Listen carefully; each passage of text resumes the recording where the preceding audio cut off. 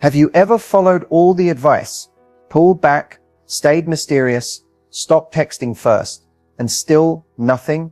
He doesn't miss you. He doesn't chase. And instead of drawing him closer, it feels like you just disappeared from his world entirely. Here's the truth. No one's telling you. Most of the advice out there is based on surface-level tactics that only work in the short term, if at all. Telling you to act busy or wait 3 days to respond doesn't create real emotional impact. It creates confusion, or worse, indifference. So why does that advice fail? Because men don't miss what they can't feel. And if you're not activating the right emotions, if you're not leaving behind an emotional imprint, then no amount of silence or distance will make a difference. But when you understand how to tap into his psychological triggers, the ones wired into his brain through biology and experience, that's when everything changes. In this video, I'm not going to give you recycled rules or outdated dating games. I'm going to show you exactly how to shift your energy, your presence, and your communication in a way that naturally makes a man crave you. Not because you're unavailable, but because you're unforgettable. If you're tired of pretending, guessing, and hoping he'll notice your absence, stay with me, because I'm going to teach you how to become the woman he can't stop thinking about. Let's begin. So what's the real reason a man starts missing you? Not just occasionally thinking about you, but truly feeling your absence like a void he needs to fill. It's not how attractive you are. It's not how often you text him. It's not even how much time you've spent together. The real trigger, the thing that makes a man emotionally crave you, is something called emotional contrast. It's a powerful psychological effect where someone experiences an intense emotional high with you and then feels a sudden absence of it. That gap creates longing, and longing is what makes him miss you. Think about it. People don't miss constant noise. They miss meaningful silence. They don't miss generic company. They miss someone who made them feel something specific. Men are emotional beings, even if they don't always show it. And when you give him an experience that activates parts of himself he doesn't access with anyone else, when you make him feel more alive, more respected, more desired, more inspired, that's what sticks. That's what echoes when you're gone.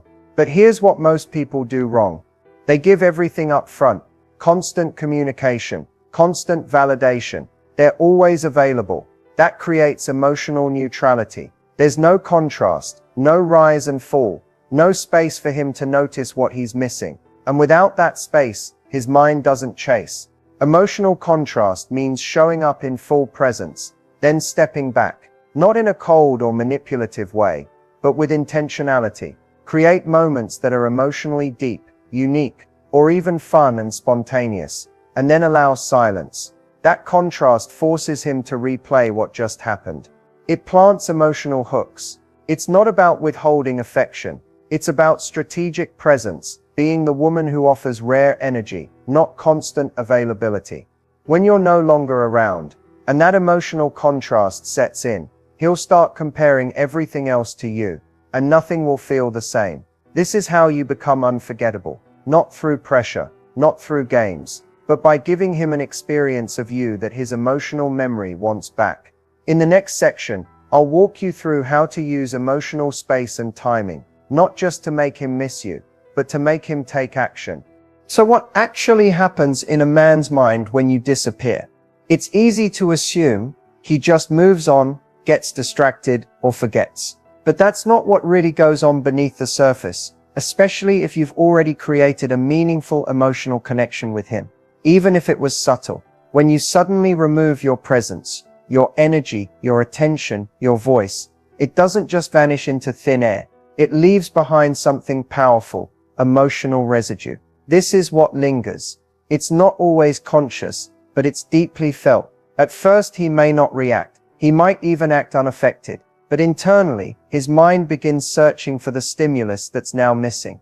It's the same psychological mechanism triggered when you lose access to something you've grown used to, especially if it once made you feel good. Here's what most women don't realize. When you stop showing up, his brain doesn't immediately label it as she's gone. It labels it as something's off. That confusion creates curiosity, and curiosity creates mental engagement. He starts wondering, did something happen? Is she losing interest? Is she moving on? He replays recent moments, searching for clues. That reflection, even if subtle, is exactly where the emotional reattachment begins. And if he's been emotionally invested, even just a little, the silence doesn't just confuse him, it disorients him. Because whether he's conscious of it or not, men are conditioned to notice absence more than presence. They often take emotional presence for granted. Until it's removed, then their mind zooms in on what's missing, trying to reconstruct what used to be there. And here's where it gets even more interesting. The longer you're silent, the more his idealized memory of you begins to take over. Your quirks become charming. Your words feel more impactful. Even small moments grow in emotional weight. Because without new input, the mind fills in gaps with emotionally charged memory. And that can be more powerful than anything you say or do. But this only works if your presence before you disappeared had emotional weight. If all he experienced was predictability or people-pleasing, your silence might just feel like relief. But if your energy was vibrant, rare, grounded, the kind that left him feeling more like himself when he was around you, then your absence becomes a trigger, a pull. Disappearing doesn't create distance. It creates depth. If the emotional imprint is there, he starts scrolling through old texts. He replays your laugh. He imagines running into you again, and he may not even know why. But what he's really missing is how he felt in your presence. That's what makes him come back. Not logic, not guilt, not even attraction alone. It's emotional dissonance, the gap between what he used to feel and what he can't find anymore. Coming up next, how to intentionally create that gap and make him crave the reconnection. Creating emotional gaps isn't about going silent and hoping he notices. It's about creating space that makes him feel the absence of something meaningful. And the key word here is feel. So how do you actually do that? It starts by giving him depth before you give him distance. Most women go quiet too early. They pull back without ever having left an emotional fingerprint. The result? He doesn't feel a gap. He feels a pause. And that's forgettable. To create an emotional gap that pulls him in, you need to understand this. Men don't chase mystery alone. They chase emotionally triggering mystery. In other words, when he experiences something with you that feels rare, exciting, grounding, or even just different from what he's used to, and then that experience disappears, his mind becomes obsessed with restoring it. So here's what to do. Start creating micro moments that catch him emotionally off guard in a good way. Say something he wasn't expecting, like, "You know what I like about you? You're actually present when you talk." That's subtle but specific. It tells him you see a version of him that he probably doesn't show to many people. That moment lands emotionally. Now here's the powerful part. Once you drop that kind of moment, pull back. Not in a dramatic, manipulative way. You simply allow space. You go live your life. You stop over-communicating. You don't rush to fill the silence. What that does is trigger emotional tension. The same kind that makes people rewatch scenes in a movie just to feel something again. You're not ghosting. You're giving him a taste of emotional depth, and then letting the silence remind him what it felt like. Another way to create emotional gaps is by interrupting patterns. If you've been texting him every morning, stop. If you're always the one reacting or replying instantly, slow down.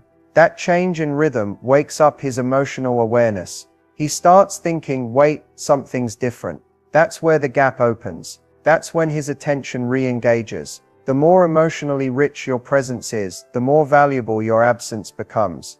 But here's what makes this work long-term. You're not doing this to manipulate. You're doing it to reset the imbalance.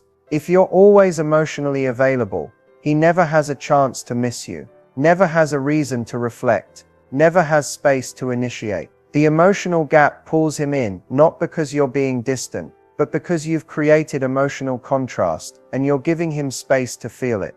That's what gets a man out of autopilot. That's what makes him reach out, lean in, and stay curious about you. In the next section, I'll give you exact text strategies that re-spark his emotional focus and make him associate you with something he doesn't want to lose. Texting is one of the fastest ways to build obsession, or kill it. And most people get this wrong. Not because they're saying the wrong things, but because they're saying too much, too soon, with no emotional rhythm.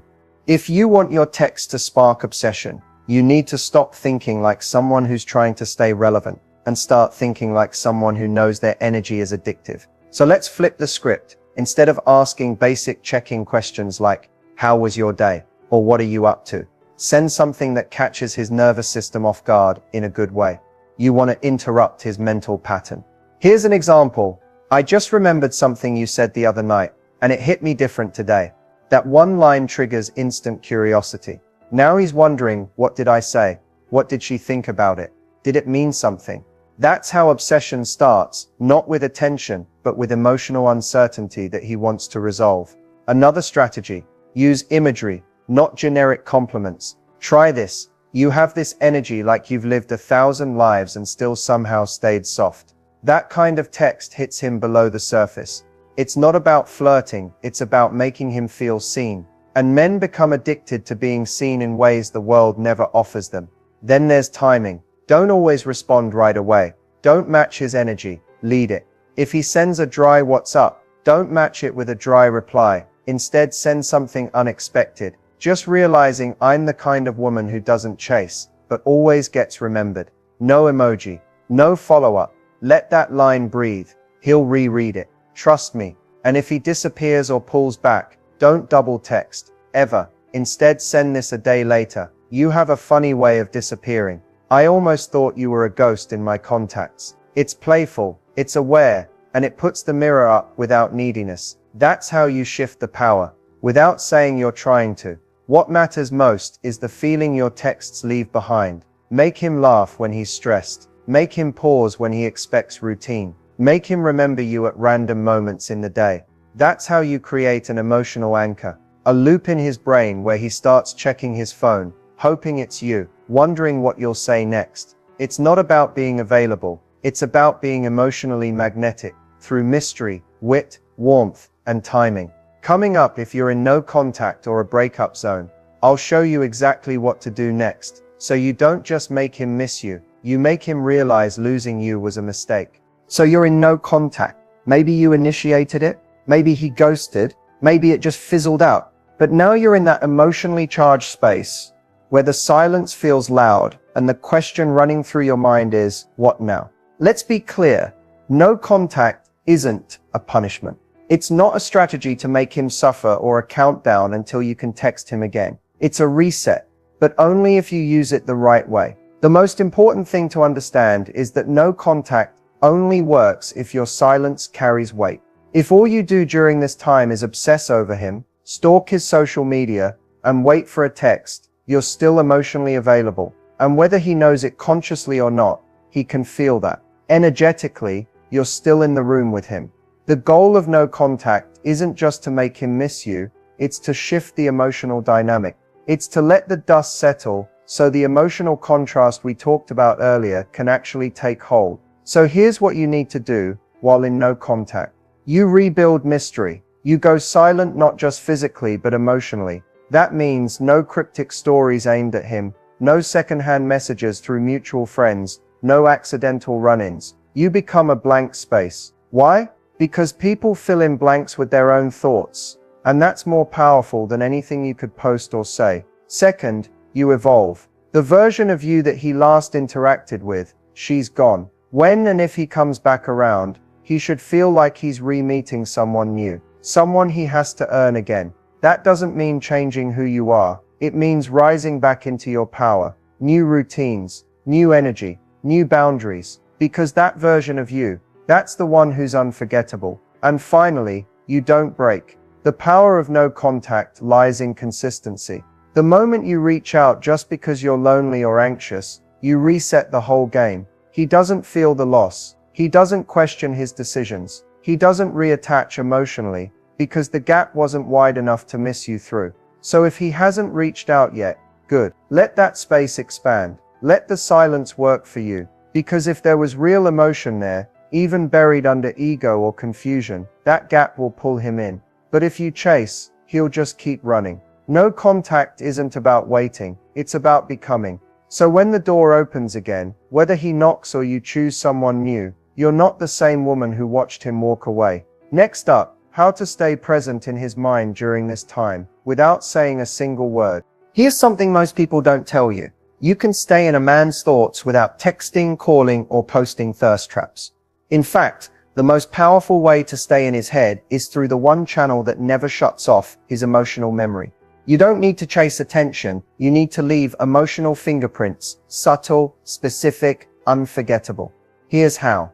First, leverage the power of pattern disruption. When someone becomes used to your presence, your voice, your energy, your availability, the brain starts filtering you out like background noise. But when you disappear after creating a distinct emotional experience, his brain notices that break in the pattern causes an internal search response. Why do I feel something's missing? That subtle question creates space for you to live in his mental loop without doing anything. Second, anchor yourself in a moment he didn't fully process. Think back. Did you ever say something that made him pause? Did you have a moment of eye contact, silence, or humor that felt heavier than it looked on the surface? Men revisit those things, especially in quiet moments, late at night, during a drive, right before sleep. That's when the emotional residue becomes loud, and the more emotionally charged the memory, the more likely it is to repeat. Third, scent, sound, and song. If you ever wore a distinct fragrance, played a certain song in his presence, or said something with rhythm, that sensory detail gets coded. Scent and sound are directly tied to the emotional centers of the brain. He could be walking through a crowd, smell something vaguely familiar, and suddenly, a lyric plays in his car, and he's instantly back in that moment with you. That's not manipulation. That's psychology. You're not chasing, you're embedded.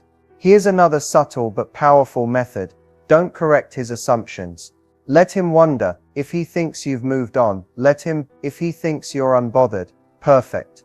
The moment he feels uncertain about how you feel, is the moment he starts feeling again. That emotional ambiguity breeds curiosity, and curiosity keeps you in his head.